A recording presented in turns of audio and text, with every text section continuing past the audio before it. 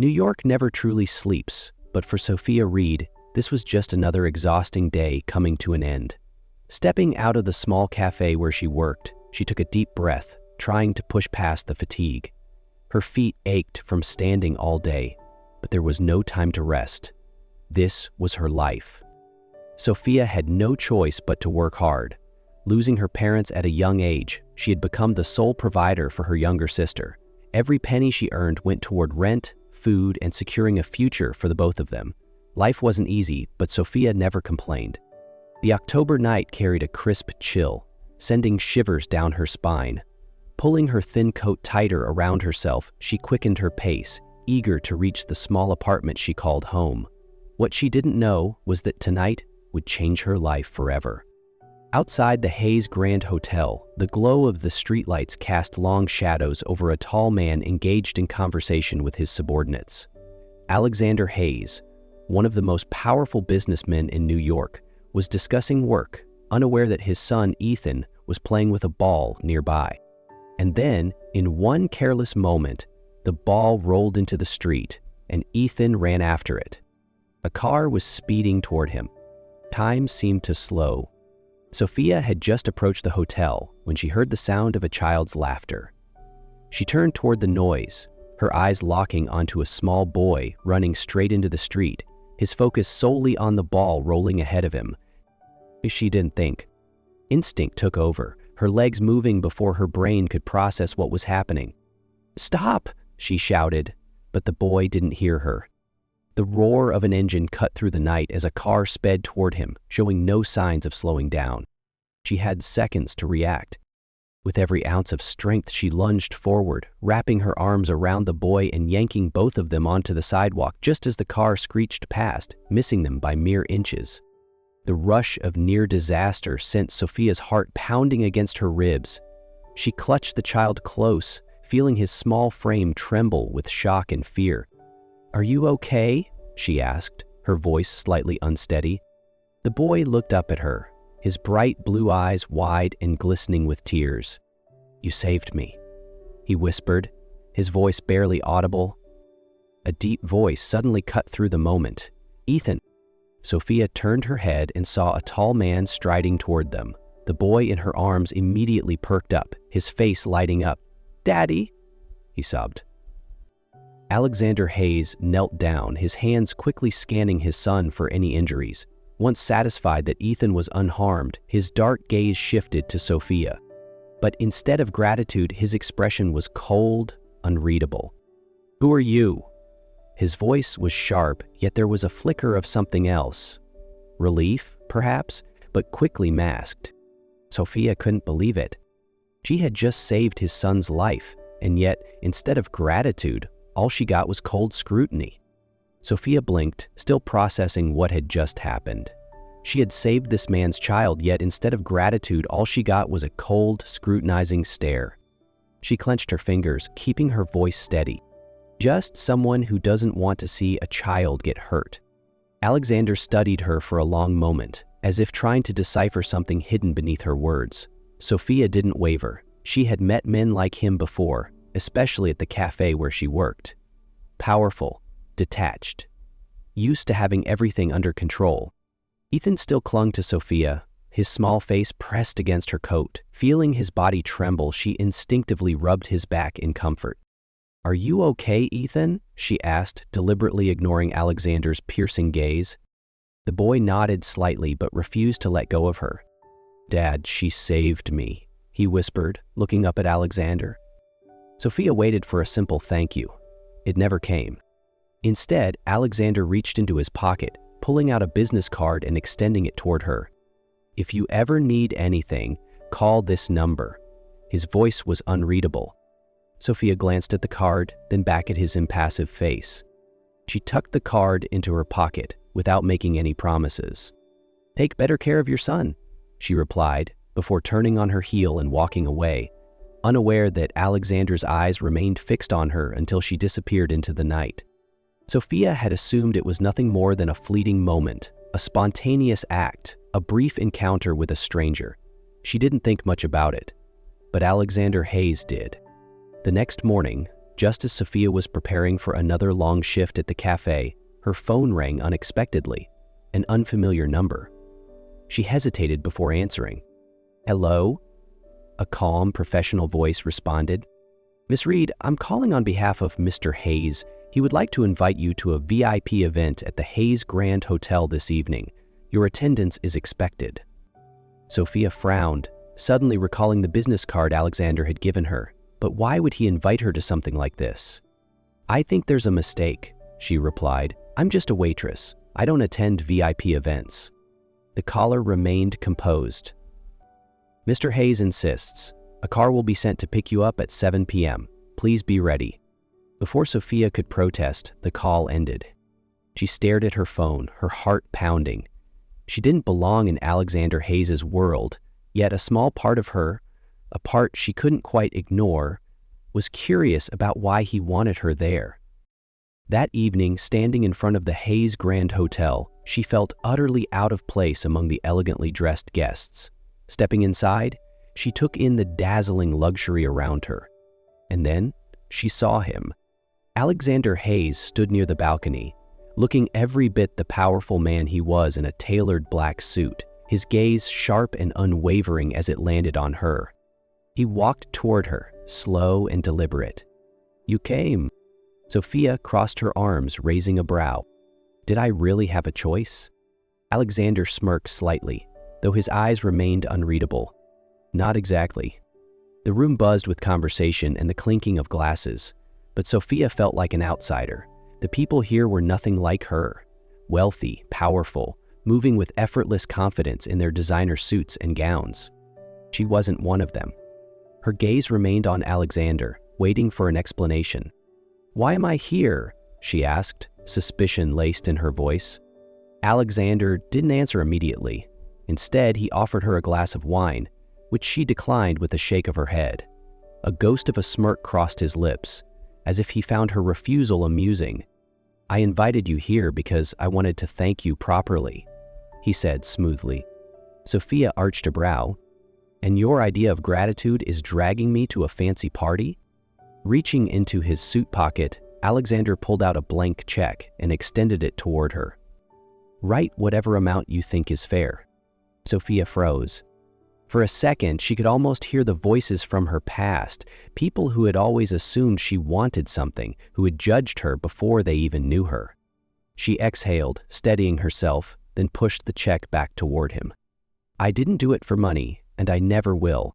A flicker of something, surprise perhaps, crossed Alexander's face. Most people would have taken the offer without hesitation, but she didn't. Before he could respond, a small voice interrupted. "Miss Sophia." Ethan, dressed in a tiny tuxedo, ran up to her with a bright smile. "I missed you." Sophia laughed, kneeling down to ruffle his hair. "I missed you too, kiddo." Ethan turned to his father, his big blue eyes filled with hope. "Dad, can she stay with me?" Alexander studied Sophia for a long moment before finally turning to his son. "Maybe she can stay a little longer." Sophia glanced at him, uncertainty flickering in her eyes. "Do you want a job, Sophia?" Alexander asked, his voice calm yet challenging. Sophia frowned, unsure if she had heard correctly. "You're offering me a job?" she asked, suspicion still laced in her voice. Alexander nodded, his tone calm and firm. "Ethan likes you. He needs someone who can spend time with him when I'm busy." Sophia glanced at Ethan. He was clutching her hand, his big blue eyes pleading. "I want you to stay with me," he said softly, almost like a whisper. Something tightened in Sophia's chest. She had no desire to be part of this world, but the way Ethan looked at her made her hesitate. "Would I be able to set my own hours?" she asked, weighing her options. Alexander smirked slightly. "Within reason." Sophia sighed. She knew she couldn't say no. "Fine, but I don't take charity. If I work for you, I want to be paid like any other employee." Alexander studied her for a long moment before nodding. "I wouldn't expect anything less." From that day on, Sophia became a part of Ethan's daily life. The little boy lit up every time she walked through the door, and soon Alexander's once cold home was filled with the sound of his son's laughter. What Sophia didn't realize was that Alexander had started changing too. Every night, instead of burying himself in work, he found himself watching them, watching her. He had never let anyone into his life this easily, yet somehow, Sophia, the stubborn girl who refused his money, had done just that. And that made her dangerous. As time passed, Sophia became an undeniable part of Ethan's life and, unwillingly, part of Alexander's. Though he refused to admit it, Alexander found himself drawn to her. He wasn't used to this disruption, this loss of control. Sophia was unlike anyone he had ever met. She wasn't after money. She didn't try to impress him. And that was exactly why he couldn't look away. That evening, Alexander invited Sophia and Ethan to a high-profile charity gala. Sophia had hesitated at first, but Ethan had begged her to come. When she walked into the ballroom in a simple yet elegant dress, Alexander couldn't help but stare. But not everyone welcomed her presence. "Be careful, sweetheart." Sophia turned to find Victoria Lennox, a polished socialite standing before her with a knowing smirk. "Men like Alexander don't keep women like you around for long." Sophia raised an eyebrow. "I don't know what you mean." Victoria chuckled, sipping her wine. "Oh, don't play innocent. You're just a temporary amusement. When he gets bored, you'll be discarded like all the others before you." The words stung, but Sophia kept her face impassive. What hurt more was what she overheard moments later. A businessman was speaking to Alexander, his tone laced with amusement. "She seems different." Alexander was silent for a long moment before responding, his voice cold and detached. "They're all the same." Sophia froze. Her chest tightened as realization sank in. Maybe Victoria had been right all along. Sophia felt like a weight had settled in her chest. She shouldn't care about what Alexander had said, but no matter how hard she tried, the words echoed in her mind. "They're all the same," as if she meant nothing. The next morning, Sophia packed her things. As she dragged her suitcase down the stairs, Ethan came running, his small face filled with panic. "Miss Sophia, where are you going?" She knelt down, forcing a smile despite the ache in her heart. "I have to go, Ethan." The boy shook his head, tears welling in his big blue eyes. "But why? Did I do something wrong?" Sophia bit her lip, feeling her heart shatter. "No, sweetheart, you did nothing wrong," she whispered. "I just don't belong here." Before she could say another word, Ethan turned and ran.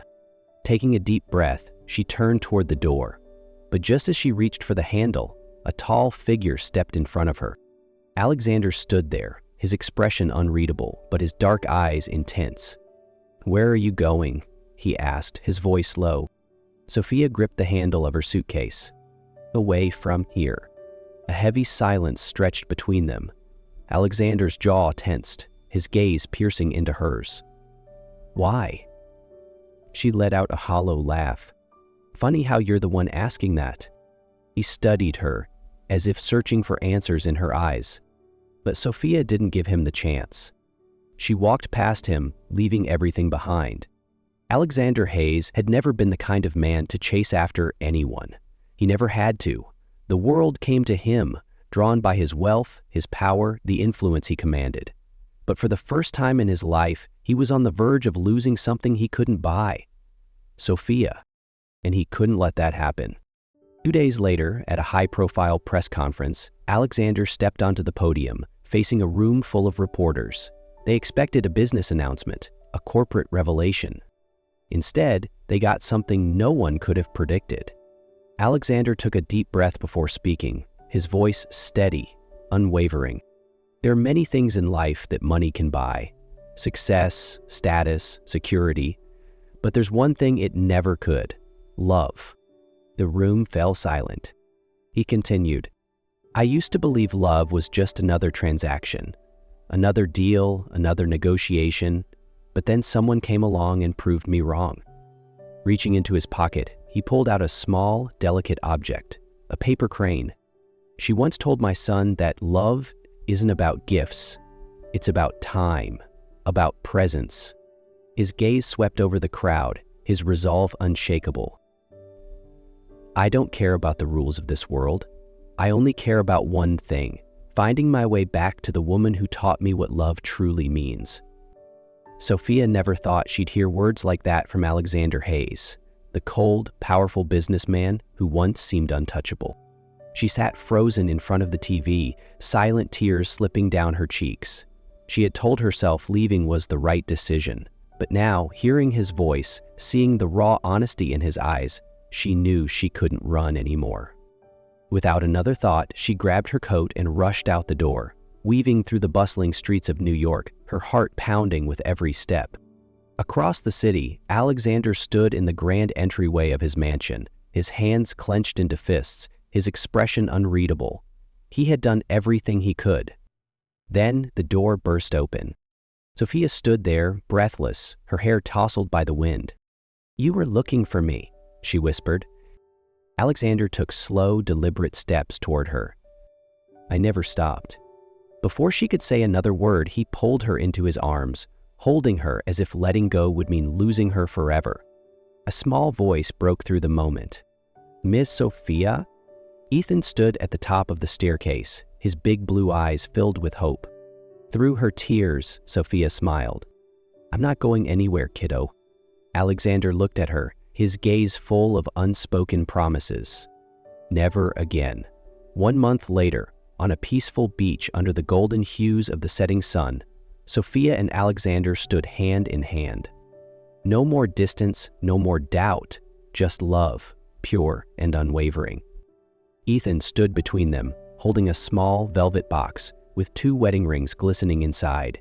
His face beamed with joy as he looked up at his father, then at Sophia. "Dad, Miss Sophia is going to stay with us forever now, right?" Alexander knelt beside his son, his expression softer than ever. "That's right, Ethan, she's part of our family now, forever." Sophia smiled through her tears, her heart full.